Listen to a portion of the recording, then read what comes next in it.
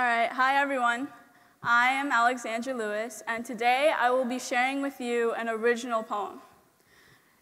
Now, I wrote this poem after seeing the Philando Castile shooting on the news. As you may recall, Philando Castile was a young man who was riding with his girlfriend in the passenger seat of her car. They got pulled over by a police officer. When the officer approached them, Philando told him that he had a gun, but that he also had a permit to carry the gun. Yet the officer still shot him for no apparent reason. After seeing this video, I was struck by a mix of sadness and anger. My mother consoled me and told me about what was going on in our world. She told me about the sadness, the hate, the loss. In that moment, she also gave me something to stick up for. So that is why I am going to write and write and write until our society understands why.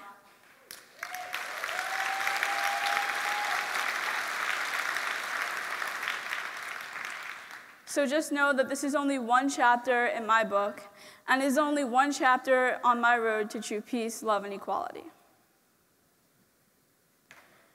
I go to a primarily white school in a primarily white town, and I live in a primarily white neighborhood.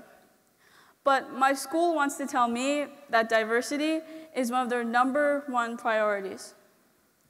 Yet when I'm in class and I sit back and start to relax, sometimes they don't notice that I'm there, with my caramel skin or my dark brownish black hair. It's like they lose sight and forget to be polite. A racist joke will slip from somebody's lip and everyone will stare in my direction. But then it goes away. Like it never happened that second, that minute, that hour, that day. They're done with that.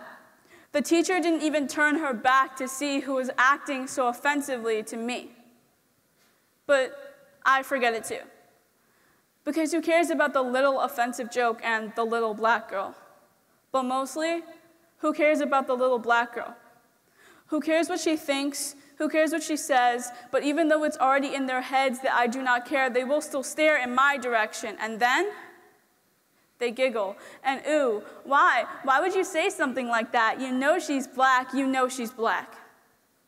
They say it like it's bad, like it's a punishment to be black. Or how about when I'm in class and we're talking about slavery and everyone again looks at me? And yes, I am a slave of society. The way people think, the things people say, and I fear that this will always be the way, that there will never be a day of true peace, love, and equality. So when I flip through the news and I see kids like me and you shot dead to the ground day after day, month after month, year after year, tell me, what are we free from? If we are still killed and humiliated, denied our rights and laughed at, how are we free? Because I know I still have chains on me. Chains on my thoughts, on my words, on my actions, chains that keep me from being me. But now I'm done. I am done with society pushing us deeper into a hole that we cannot climb out of. I am unapologetically black and proud to be. It is time that we decide to speak freely. It is time for true peace, love, and equality. Did you know there are some people that don't believe in racism? It's not some theory or something in a fictional book. No, it's real. We see it every day. But do you know why people don't believe? Because we push it away. We make it seem like it's not there because we cannot bear the fact that humans could be so hateful towards other humans. So hateful that they could kill them. The humans could take other humans' lives. This is why we push it away. But maybe there will be a day of true peace, love, and equality. Maybe there will be a day where I don't have to sit and cry and listen to these police officers' lies, people praying to God that their loved ones didn't die because they were shot right in front of their eyes. I wish I didn't have to tell my mother to be careful when she leaves for work in the morning, along with my goodbye. How about we recap all the goodbyes over the years we just let people die, starting with the man who was shot 41 times, to a boy who was walking home with nothing but a snack in his hands, and Sandra Bland, the woman whose future was lying ahead, and you know she was hung dead. To a boy who was playing alone in a park, he was shot in plain sight, not even in the dark. And they find the news reports a bore about a man who was selling CDs outside of a store, and there were so many more.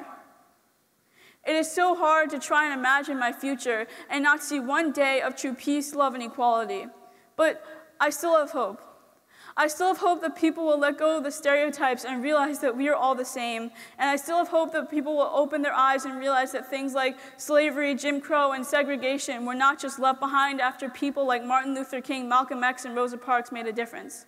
That 400 years of slavery and oppression cannot just disappear, and it cannot be covered up by America's history.